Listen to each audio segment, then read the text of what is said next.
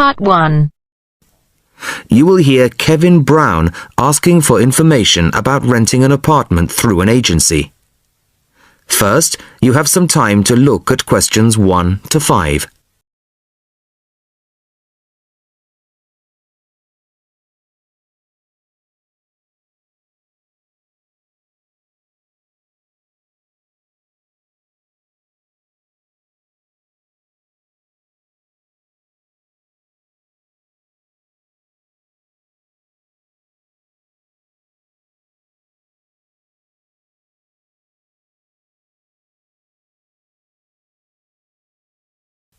Now the test will begin. You should answer the questions as you listen, as you will not hear the recording a second time. Listen carefully to the first part of the conversation and answer questions 1 to 5. Good afternoon. How can I help you? Hello, my name's Kevin Brown. I saw your advertisement in today's local paper, apartments to let in all areas of the city. Yes, Mr. Brown. We currently have several properties available. What part of the city were you thinking of? Well, city centre ideally. OK. And what price range are you interested in? I don't really know. What have you got? Well, prices start at £400 a month, going up to £1,000 a month. OK. And what's the difference? What does the price depend on? Well, the number of bedrooms mainly. The cheaper apartments have 1 bedroom, while the most expensive have 3 or 4 bedrooms. OK, 2 bedrooms would be nice. So I'll say 2 bedrooms up to $600 a month. Do you have anything like that? Right, sir. We have... just give me a moment, please. We have 2 properties that might interest you. One is in North Street. It's a very nice apartment, but it's £750 a month. But that includes a private parking space. $750. That's a bit higher than I'd like to go, really. Do you have anything less expensive? Yes. We have another one at £625 a month. $625? All right, that sounds interesting. Where is it? It's in Cornell Road, at number 12B. I don't know that. How do you spell it? It's Cornell. It's near the park. I've never heard of it, but I'm sure I'll be able to find it on a map. Before you hear the rest of the conversation, you have some time to look at questions 6 to 10.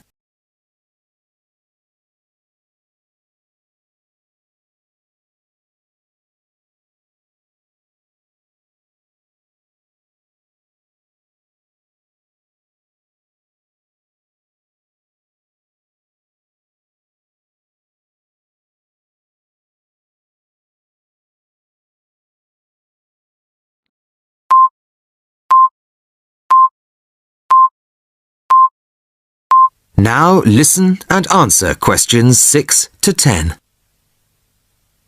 So, would you like to see the apartment, sir? Yes, I would. I'd like to rent somewhere fairly soon. Would tomorrow be possible? Sorry, I'm afraid nobody is available all day tomorrow. It's quite a busy time of year for us. I see. But if you're free later today, you could see it at 5:15. Sure, no problem. I could manage that. OK. So that'll be 5:15 with my colleague Jason. He'll meet you at the apartment. That's fine. And one more thing. What do I need to provide to rent an apartment with you? What documents, that kind of thing? Yes, of course. Do you have a job? Yes, I work in a travel agency. Well, a reference letter from your employer, saying you work for them, and a deposit, which is 1 month's rent plus a fee of £60. What's that for? It's an administration fee to cover the cost of preparing the contract. OK. And one last thing. When would this apartment be available? It's empty now, so you could move in as soon as the contract was signed. That's great. Thanks very much indeed. Bye. Goodbye, Mr. Brown. That is the end of part 1. You now have half a minute to check your answers.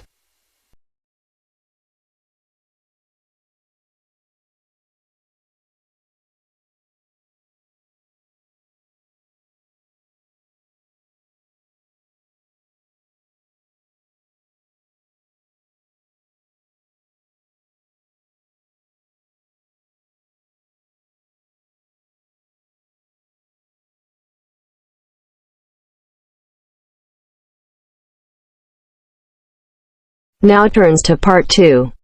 Part 2. You are going to hear a tutor talking to a group of philosophy students. First, look at questions 11 to 13.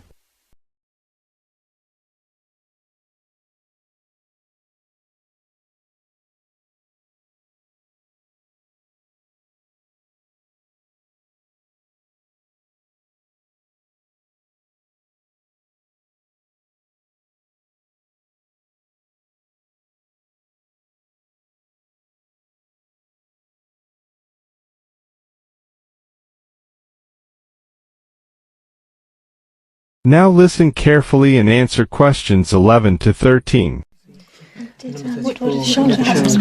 Good morning, everyone. Good morning. My name is Dr. Russell, and I am your tutor for philosophy this year. I think we're all here. Let's see, 5, 6, 7. Yes, that's everyone.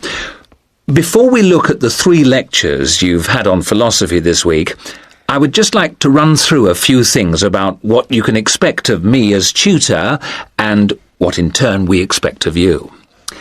As for myself, my function as tutor is to help you in all things relating to your work in the philosophy course. The help that I am able to give is of course mainly academic. For personal matters, I can refer you to other support services in the university, ranging from counselling to welfare. One thing that I would point out is that if you feel that you need to talk to someone, no matter how insignificant it is, don't leave it. Oh, and the last thing is, if you do need to make an appointment, the times are listed on the door of my room. You just write your name in a time slot. But I would point out that the appointment slots get booked up quite quickly. If it's urgent, catching me between sessions is the best idea. That way we can sort something out quickly. No questions? Before the talk continues, look at questions 14 to 20.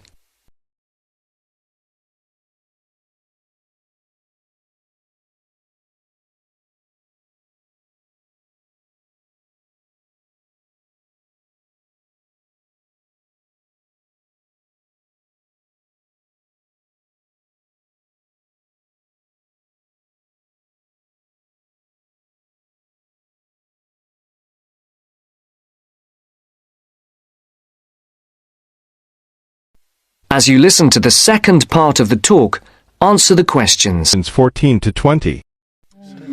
Okay. As regards you as students, the tutorials are voluntary. You're not obliged to attend, but you are encouraged to do so. Last year, for the first time, a register was kept of students attending lectures, and this year tutors are being asked to keep a register of tutorial attendance. This is not a formal register, and not all tutors will be doing it, but in the philosophy department, all of us have chosen to keep registers. Another point that's being emphasised this year is punctuality. When we did exit questionnaires, we found that people arriving late for tutorials and lectures was the single most annoying thing for the majority of students. I would therefore ask you to try to be on time for the tutorials, and for all your other classes for that matter. As regards the tutorials themselves, we will have a review of the philosophy lectures of the week before, with the discussion being led by one of you each week. There is, of course, some planning involved, but you should rely primarily on the notes you made at the lectures. This will not take up the whole of the 90 minutes allocated to the tutorial. For the rest of the time, we will look at a particular philosopher, period, or concept for which you will be expected to do some preparation each week. This will range from reading about a particular individual or concept to preparing a brief outline on a subject of your choice. How much you put into this depends on you, but we're not expecting in-depth analysis at this stage. Are there any questions so far? I'd just like to ask whether the work we do in the tutorials counts towards our continuous assessment, and if so, how much? I was just coming on to that point. All the work you do in the way of essays and project work that is graded counts towards your continuous assessment grades. The mini presentations and lecture discussions will not be graded, but obviously, as time goes on, these activities will, I hope, have an impact on your work and hence your scores. Does that answer your question? Basically, yes. But what about...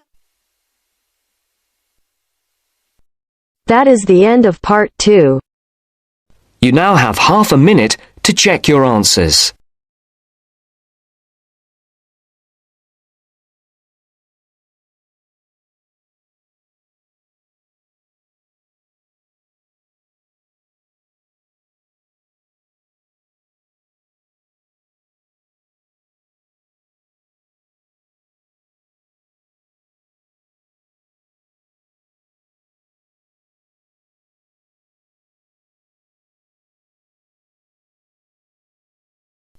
Now turns to part 3. Part 3. I have with me today Matthew East, a registered osteopath and a supporter of alternative techniques in healthcare. Matthew, can you tell us more about osteopathy? First, you have some time to look at questions 21 to 26.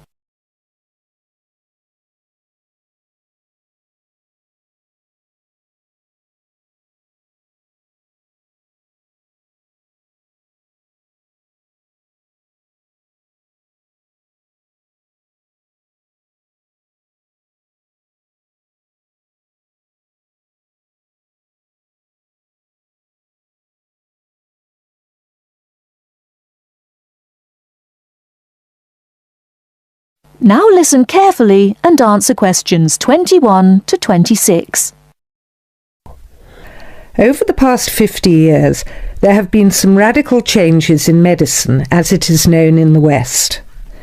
This is largely the result of vast improvements in technology, but also in the rising importance of alternative treatments.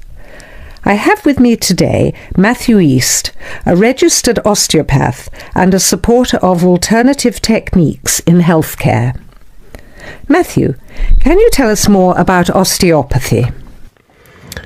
Well, perhaps the first thing I should say is that the term alternative is actually a little misleading, as I am referring to approaches and attitudes to health that were in common use long before Western medicine was established. I prefer the term natural. Anyway, I'll begin by telling you a little about osteopathy. Basically, osteopathy is the manipulation of muscles in order to alleviate stresses and tensions that lead to pain.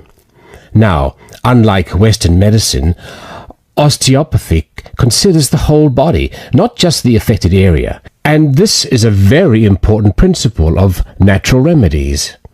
The whole body must be considered before a course of treatment can be decided upon.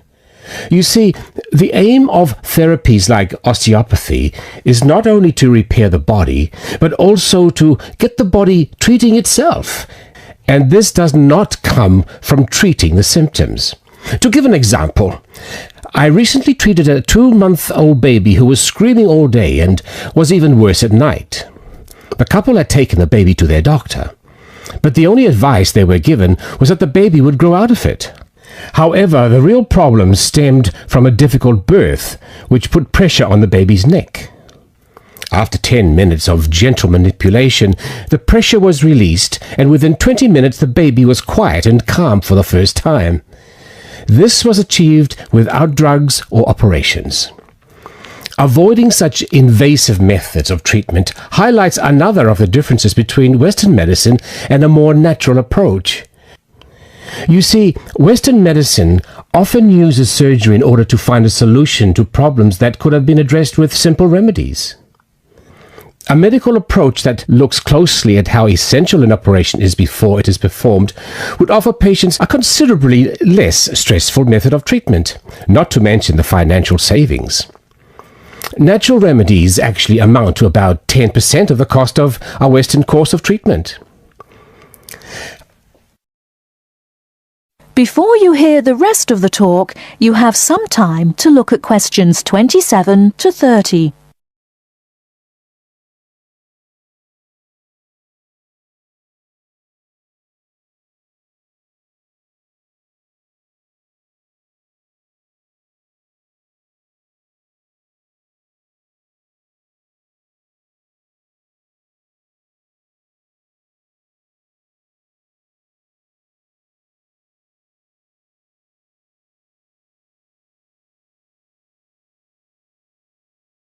Now listen and answer questions 27 to 30. I'd like to mention the subject of surgery again a little later, but I would like to say at this point that there are those that claim that the benefits of osteopathy and herbal therapies are largely psychological, that they have not undergone the clinical trials that pharmaceuticals have. To answer that, you only need to look at the example I gave earlier of the baby that stopped crying less than an hour after treatment, but was obviously far too young to react because of purely psychological factors. Another example can be seen in the successful use of acupuncture in the treatment of animals. In response to criticism regarding clinical trials, it is worth noting that the power of pharmaceutical companies is such that, although some drugs fail the standards required of them, they are sometimes still prescribed by doctors. Moving on to another point, it should be stressed that natural remedies, in addition to having no side effects, can also be applied to any patient. Now, I'm not suggesting that the same treatments are used indiscriminately. Although natural remedies can be used with any age group, the treatment selected is very specific to the person. By this I mean that not only the general health of the patient needs to be considered, but also their habits, diet, and lifestyle in order to build a complete picture. However, I am not suggesting that we should reject Western medicine entirely. In fact, there have been occasions when I have referred patients to their doctor, as I felt that in those cases it was the most suitable course of action. There are many situations in which it is by far the best option. Take emergency surgery, for example. Obviously, more natural remedies do not provide the speed required in such cases. The best solution would therefore be an open-minded combination of the two forms. Well, thank you very much, Matthew. That was a very interesting insight into natural treatments. Next week, we'll be inviting Dr. Moore. That's Moore. Onto the programme to argue his case as a doctor. Until next week, then, goodbye. That is the end of part 3. You now have half a minute to check your answers.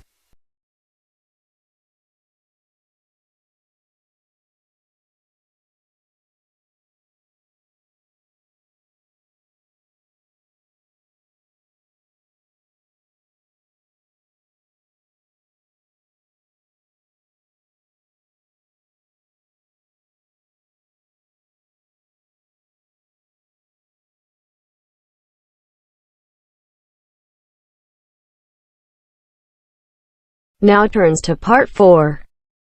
Part 4. You will hear the first part of one lecture, in a series of lectures about environmental issues. First, you have some time to look at questions 31 to 40.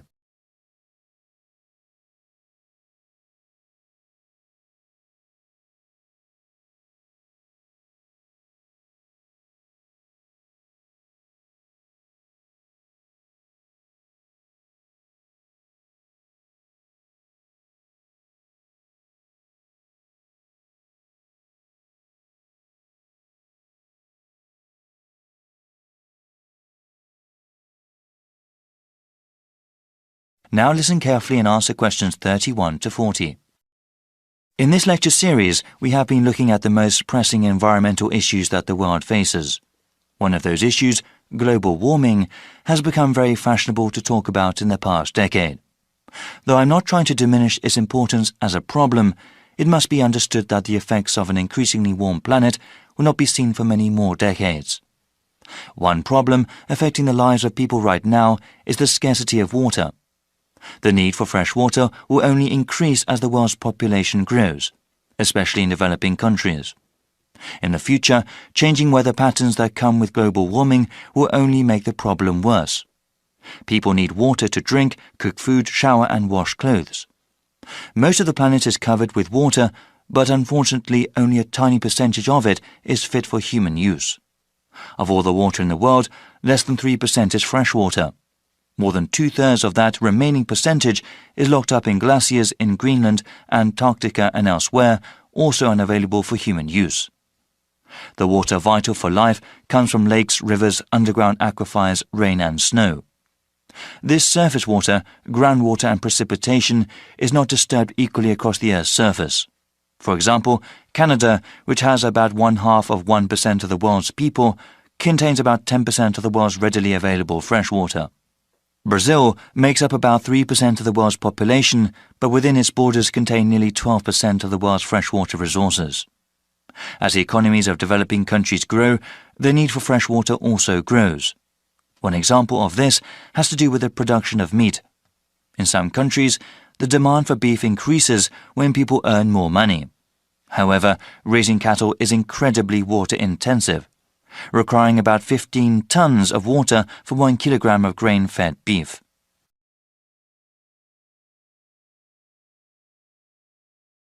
The scarcity of water has a direct impact on human life. When people are forced to walk many kilometers to the nearest source of fresh water, it may take hours away from their day. This, in turn, takes time away from school or from other productive work that helps the general economy.